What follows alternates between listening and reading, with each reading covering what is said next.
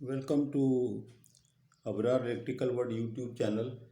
ये जो power equation है यानी कि delivery of power from the generator या from one region to another region या grid station to grid station on a transmission line, इसका तस्करा आप मेरे बहुत से लेक्चर में सुन चुके हैं क्योंकि ये इसका ताल्लुक जो है एक तो डिस्टेंस रिले से भी आपने देखा कि था, ट्रांजिएंट डिस्ट्रीब्यूटरी भी था, लोड कैपेबिलिटी जनरेटर की लोड कैपेबिलिटी से भी है, जनरेटर से लोड डिलीवरी से भी है, और transient stability, steady state stability, और फिर अल्टीमेटली जो है फ्लेक्सिबल एसी ट्रांसमिशन सिस्टम में भी आपने देखा कि हर जगह यही इक्वेशन काम आ रही है। इसी से आपको समझाया गया, मैंने भी समझाया कि इसी से ही पावर स्विंग का पता लगता है, इसी से ही आपको स्टेबिलिटी और डिसेबिलिटी ऑफ ए सिस्टम का पता चलता है। इसी के अंदर आपको मैंने बताया कि मैकेनिकल इलेक्ट्रिकल पावर जो है किस तरह से वेरी होने से, मैकेनिकल पावर इसमें मैंने दिखाई नहीं है क्योंकि यहाँ पर सब्जेक्ट नहीं है, लेकिन अगर मैं यहाँ पर बना दूँ तो आपको याद आ जाएगा कि ये सब कुछ आप हर जगह ये चीज़ देख चुके हैं। ये लाल लाइन मैंने बना दी, इसको कह लें कि पी मैकेनिकल, ब्लू वाली जो है वो पी इलेक्ट्रिकल, और जो लाल स्ट्रेट लाइन है ये पी मैकेनिकल। तो ये सब चीज़ें आप देखते रहे तो मैंने सोचा कि मैं इसका डेरिवेशन बहुत सिंपल है, तो जो लोग जो है थोड़ा ज़्यादा इंटरेस्ट लेते हैं मैथ में, और फिर ये कि लेना भी चाहिए, क्योंकि आप देखेंगे कि फैक्ट डिवाइसेस और एसी ट्रांसमिशन सिस्टम को आपको अगर सही मानों में समझना है तो मैथ के बगैर बहुत ही मुश्किल है।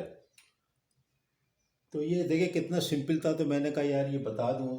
ये वेक्टर डायग्राम और ये डायग्राम और ये डायग्राम मेरा ख्याल है कि मैं 10 लेक्चरों में बना चुका हूँ, क्योंकि इसका ताल्लुक जो है बहुत ही हर चीज़ से इसका ताल्लुक है।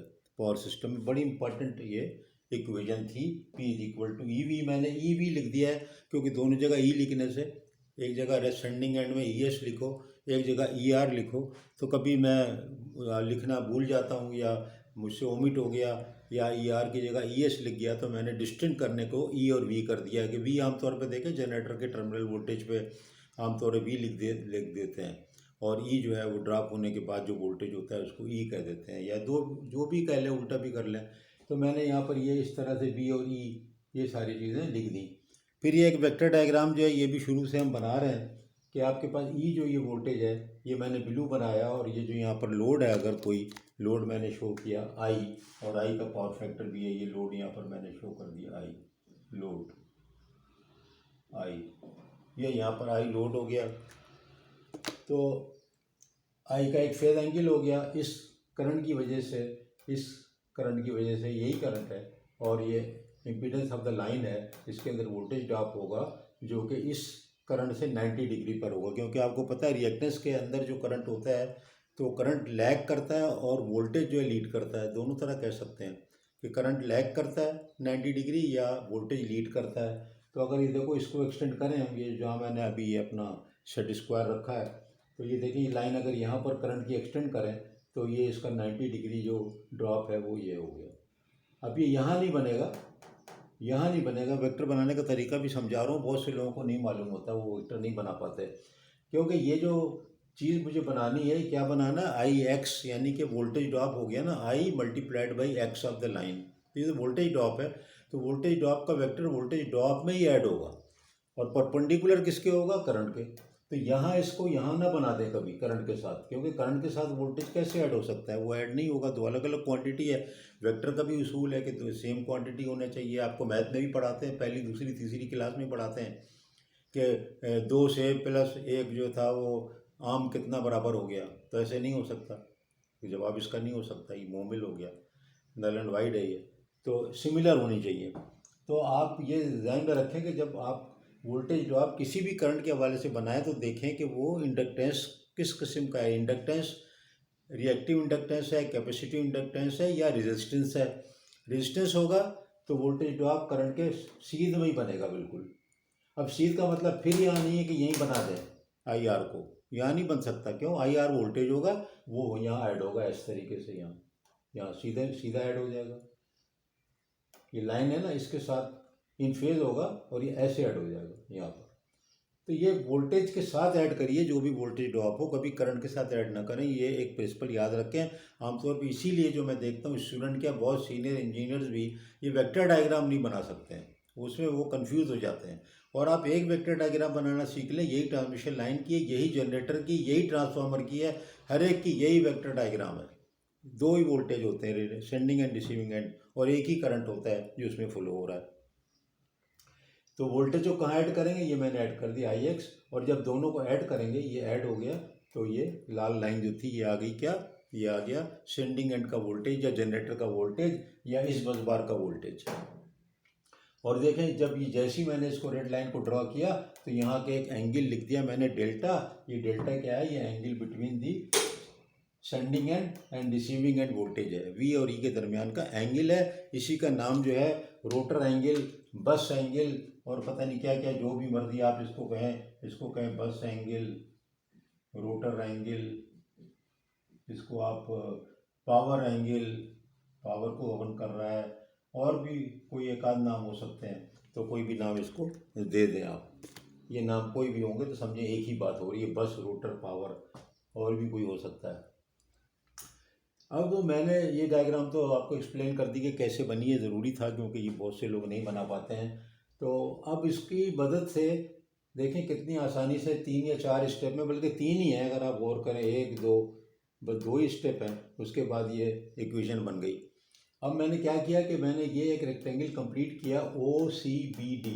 मैंने क्या कैसे कंप्लीट किया, इसको मैंने थोड़ा आगे बढ़ाया डॉटेड, आपको पता है, फिर यहाँ से मैंने 90 डिग्री यहाँ मिला दिया, मैंने इसको 90 डिग्री मिलाया, फिर 90 डिग्री पे यहाँ से एक लाइन खींच के इनको मिला दिया।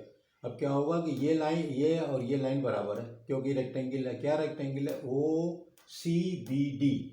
अब आप वेक्टर डायग्राम जो लाल नीला पीला है उसको छोड़ दें, आप डॉटेड वाले को देखें। ओ सी बी डी एक रेक्टेंगल है, इसमें ओ डी बराबर बी सी है ना, दोनों पैरेलल हैं, एक दूसरे के अपोजिट हैं, रेक्टेंगल की प्रॉपर्टी है, दोनों बराबर हैं। अब ये ओ डी किसके बराबर है, ये यहाँ पर बस थोड़ी सी ट्रिग्नोमेट्री है, बिल्कुल फंडामेंटल टोवा वाली, तो वो जो है वो बिल्कुल सिंपल है, यानी साइन कॉस और टैन वाली। अब ये अगर डेल्टा एंगल है, अगर इसके दो कंपोनेंट बनाओ तो जो उसके साथ वाला होता है वो कॉस होता है, लेकिन जो परपेंडिकुलर वाला होता है वो आपको पता है साइन होता है। जैसे पावर फैक्टर में नहीं निकालते I cos phi I sine phi, तो आई कॉस फाई जो है वो उसके साथ एडजेसेंट वाला होता है, वो पावर होती है रियल, और आई साइन फाई परपेंडिकुलर होता है। तो अभी मैं रिएक्टिव पावर एक्टिव की बात नहीं कर रहा, मैं सिर्फ ट्रिग्नोमेट्री के हवाले से बता रहा हूँ कि ये जो ओडी किसके बराबर हुआ, OD was E sine delta, इसका 90 डिग्री वाला कंपोनेंट, इसका एडजेसेंट नहीं बल्कि अपोजिट वाला कंपोनेंट, वो क्या हुआ, ई साइन डेल्टा। अब यहाँ आ जाए कि बी सी किसके बराबर हुआ, ये दोनों बराबर हैं, बात की बात है। बी सी किसके बराबर है, बी सी का ज़रा गौर करें कि ये फाई है, ये फाई है, ये क्या है 90 है, 90 हमने खुद ही इसको बनाया है, ये आपको बताया है कि वोल्टेज 90 पे होगा, उसको जब एक्सटेंड किया तो यहाँ भी 90 होगा, तो ये हो गया 90। इसका मतलब ये वाला एंगल हो गया 90 माइनस फाई, और इसका जो अपोजिट का बिल्कुल एंगल होगा ये वाला, ये भी 90 माइनस फाइव हो जाएगा। देखें ये फाइव, ये 90, इस ट्रायंगल के अंदर का 90 माइनस फाइव, और इसका डायगोनली अपोजिट क्या होगा, वो भी 90 माइनस फाइव होगा। अब अगर इस छोटी ट्रायंगल को देखें, ए सी बी को, ट्रायंगल ए सी बी को देखें, इस ट्रायंगल को, ट्रायंगल ए बी सी को देखें, ट्रायंगल ए बी सी को देखें, तो ये 90 माइनस फाइव है ना, ये आई एक्स है। तो अब अगर आप इसके आई एक्स से कंपोनेंट निकालें तो एक अपोजिट होगा और एक ये एडजेसेंट होगा, एडजेसेंट कॉस होगा और ये साइन होगा। तो ये हो गया A B sine 90 minus five, A B sine 90 minus five, five हो गया सीधा सीधा। आप इसको रोक करके भी पढ़ सकते हैं और देख भी सकते हैं, हो सकता है कि मैं तेज़ी से बता रहा हूँ क्योंकि मैं नहीं चाह रहा कि बहुत लंबी वीडियो हो जाए, हो तो गई है 8 मिनट की, तो मैं चाह रहा हूँ 10-11 मिनट में ख़त्म हो जाए। बस ये इस्टेब्लिश होते ही देखें ए बी, और ये ए बी क्या है, आई एक्स है, आई इंटू एक्स, और कॉस फाई अपनी जगह है। तो मैंने अब इस ट्रायंगल के हिसाब से लिख दिया कि ई साइन डेल्टा बराबर आई एक्स साइन फाई, क्योंकि ये दोनों साइड बराबर हैं, ओ सी बराबर ओ डी बराबर बी सी, तो ये बराबर हो गए। मैंने दोनों साइड को बी से मल्टीप्लाई किया, लाल लिख दिया ताकि नज़र आता रहे।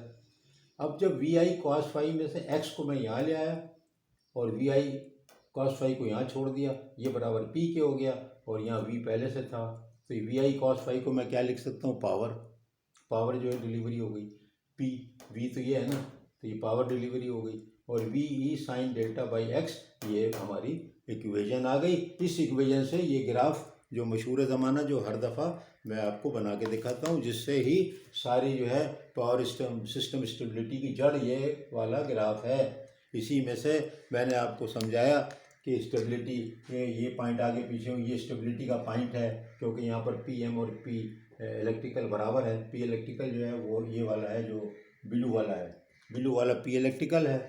पी इलेक्ट्रिकल ये जो है ये कर्व है, कर्व वाला, और ये पी मैकेनिकल जो है ये पी एम मैकेनिकल नहीं है, ये पी मैक्स है। मैं क्लियर कर दूं, कन्फ्यूजन ना हो जाए, 2 पी एम लिखे थे तो ये पी एम मैंने इसको कर दिया। इसीलिए मैं वाइट बोर्ड पे करता हूँ कि छोटी मोटी गलती अमेंड करने में आसान होता है। जब पावर पॉइंट पे बना लो तो उसके बाद कुछ कर नहीं सकते, बस बताना पड़ता है कि यार ये गलत हो गया है, तो वो बाद में बच्चे भूल जाते हैं कि यार ये तो डायग्राम गलत लग रही है, इसमें कोई गलती है। तो अब इसमें ये फ़ायदा होता है कि देखिए अमेंडमेंट कर दिया, या कोई चीज़ फालतू है एक्स्ट्रा बतानी है वो बता दी।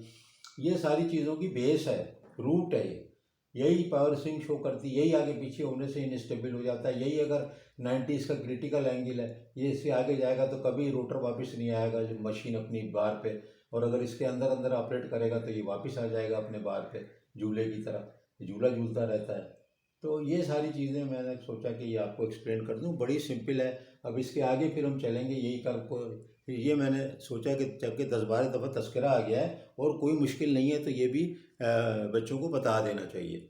अब एक और मैं वीडियो करूँगा जिसमें मैं बताऊँगा कि जनरेटर का या अल्टरनेटर का कैपेबिलिटी कर्व जो है वो क्या होता है, वो देखेंगे। यही कर्व यूज़ होगा, और यही कर्व जो है ना, ये कर्व थोड़ा सा शक्ल बदल के इस्तेमाल होगा, एक्सेस बदल के इस्तेमाल होगा, और आप देखेंगे वहाँ पर कि वो कैपेबिलिटी कर्व बन जाएगा। उससे यही पता चलेगा कि लो एक्साइटेशन क्या है पे क्या फ़र्क है, हाई ओवर एक्साइटेशन कर दें तो क्या नुकसान है, लो एक्साइटेशन पे क्या लिमिट्स हैं, वो मालूम हो जाएगा।